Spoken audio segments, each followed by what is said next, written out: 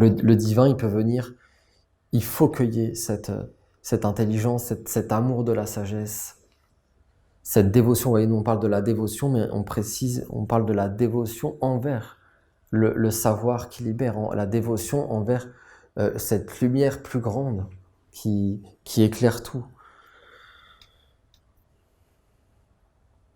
Et qui fait qu'on peut voir le sens caché derrière tout ce qui se passe, même quand c'est difficile. Par la volonté apparaît l'individualité. Par l'amour apparaît la communauté. Par l'intelligence apparaît le ciel, l'alliance céleste. Tu dois savoir qui tu es et donc ce que tu veux. Ça, c'est le degré de la volonté. Dans un premier aboutissement, en tout cas, c'est de savoir qui on est, vous comprenez? Parce que sinon, on ne sait pas. On ne sait pas qui va vouloir à travers nous. Notre volonté doit être orientée par une véritable connaissance de soi, afin que ce que l'on veut et les forces qu'on met en action par notre volonté, ce soit vraiment orienté dans le sens de ce qu'on est venu faire sur la terre, de ce pourquoi on est là. Ce sera une protection. Sinon, on peut facilement se perdre. Donc tu dois savoir qui tu es, donc ce que tu veux. Tu dois savoir avec qui tu es associé sur la terre, quelle est ta communauté d'amour, et avec qui tu es associé dans le ciel, dans le monde de l'intelligence. Sache que si tu veux réaliser une œuvre sur la terre, tu dois obligatoirement porter en toi ces 3 vertus de la volonté, de l'amour et de l'intelligence, et les mettre en action. Si tu es faible dans une seule de ces 3 vertus fondamentales, tu apporteras un déséquilibre et mettras l'œuvre que tu poursuis en péril. Après, il y a la question d'Olivier, la suite du psaume, je vais m'arrêter là. Mais vous voyez, c'est quelque chose. Ça veut dire qu'on doit vraiment porter une attention particulière sur cette connaissance de la Trinité en nous. Et ça veut dire que l'archange, il nous invite aussi à cette introspection, à nous regarder par rapport à ce critère de ces 3 vertus de la volonté, de l'amour, de l'intelligence. Que chacun regarde en lui et pour être conscient, pour regarder s'il n'y a pas une faiblesse à un endroit et quelque chose qui doit être rééquilibré dans la volonté, dans l'amour, dans l'intelligence, voir où on est peut-être un peu plus faible et le reconnaître, le voir, parce que c'est le commencement de la guérison, de l'éveil, et puis équilibré. Il y avait un autre psaume d'ailleurs qu'on pourrait mettre comme en parallèle pour approfondir ce sujet. Je pourrais pas. C'est un psaume de Raphaël, mais où il parle de. Je crois que le thème c'est quelque chose comme la clé pour comprendre les évangiles esséniens, quelque chose comme ça. Et il reparle de ces 3 fondamentaux.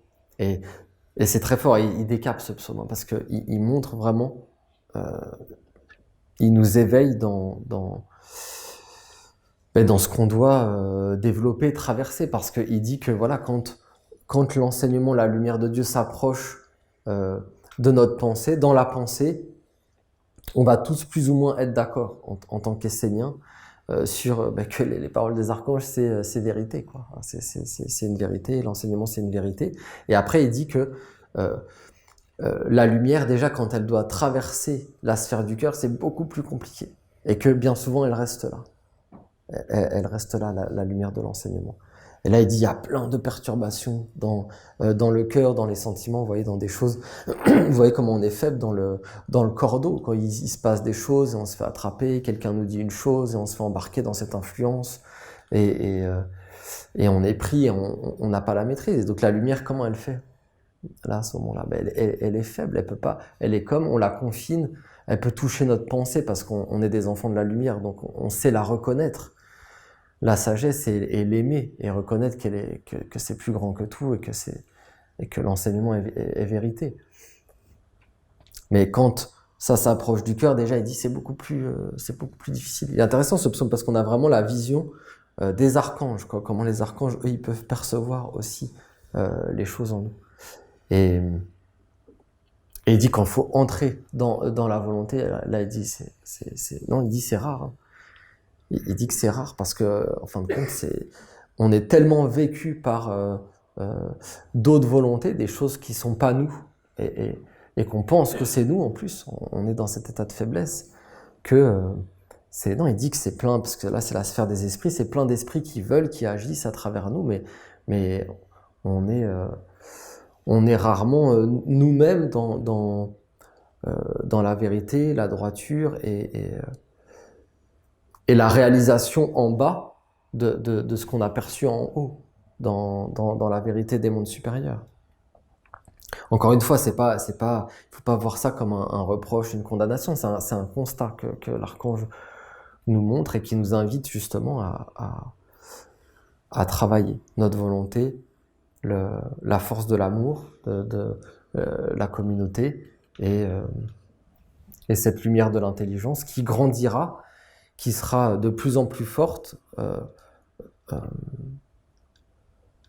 en fonction de ce qu'on en fera et de comment on sera capable de lui donner un corps dans cette sphère du cœur, de l'amour, des relations, de la communauté, et d'avoir une volonté claire, et où on ne se laisse pas détourner en chemin. Voilà. On sait ce qu'on veut dans le respect de la communauté et au service de la communauté et dans le respect des lois divines, des lois de la sagesse.